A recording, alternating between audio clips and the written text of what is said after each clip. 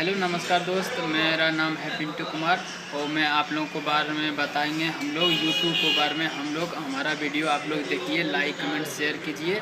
और हम लोग गणित के बारे में बताएंगे। गणित का पढ़ाई हो रहा है यूट्यूब चैनल पर। आप देखने चाहते हैं तो आप मेरे यूट्यूब चैनल को सब्सक्राइब कीजिए, तभी तो आप लोग देख पाएगा मेरे वीडियो को। मेरे चैनल का नाम है मस्ती मैथ को आप लोग सब्सक्राइब कीजिए और पूरा से पूरा आप लोग सीखिए। हम लोग 4 आदमी है वीडियो बनाने के लिए और वीडियो हम लोग बनाते हैं, आप लोग देखिए।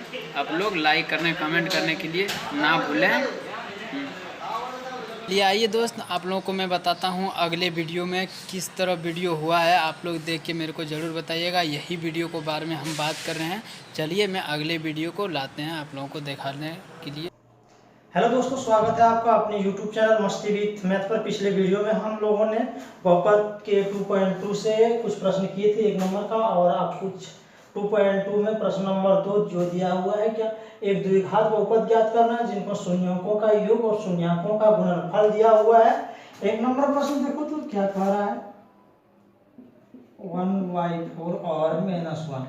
शून्यकों का योग मैंने आपको बताया था कि अल्फा प्लस बीटा जो शून्यकों का योग होता है वह दिया हुआ है हमारा 1/4, और शून्यकों का गुणनफल यानी अल्फा इंटू बीटा जो है वह दिया हुआ है -1। अब द्विघात बहुपद ज्ञात करना है तो द्विघात बहुपद के लिए कल मैंने आपको एक फार्मूला बताया था। इससे पहले बहुपद के पार्ट 1 में एक फार्मूला बताया था। क्या बताया था? वो फार्मूला था px बराबर x² minus alpha plus beta into x plus alpha into beta. ये फार्मूला था हमारा बहुपद ज्ञात करने के लिए। तो x² 1y alpha plus beta का मान कितना है 1/4, और यहाँ माइनस है तो माइनस लगा देंगे। x plus alpha into beta का मान कितना है -1 इज इक्वल टू 0, जो कि बहुपद है। अब देखो तो क्या हो जाएगा, x² -1/4 x प्लस और प्लस माइनस हो जाएगा -1 इज इक्वल टू 0। अब इसको भिन्न के जोड़ में बना लो तो पूरे का एलसीएम हो जाएगा कितना 4।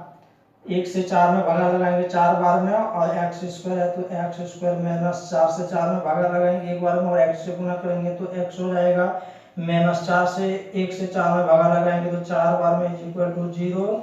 यहाँ कुछ नहीं तो ये क्रॉसिंग मल्टीप्लाई कर दो तो क्या हो जाएगा 4x² minus x minus 4 is equal to 0। हमारा बहुपद ज्ञात हो गया है। अब हम दूसरा नंबर देखते हैं। चलो ठीक, तो देखो तो दूसरा नंबर प्रश्न हमारा क्या है, √2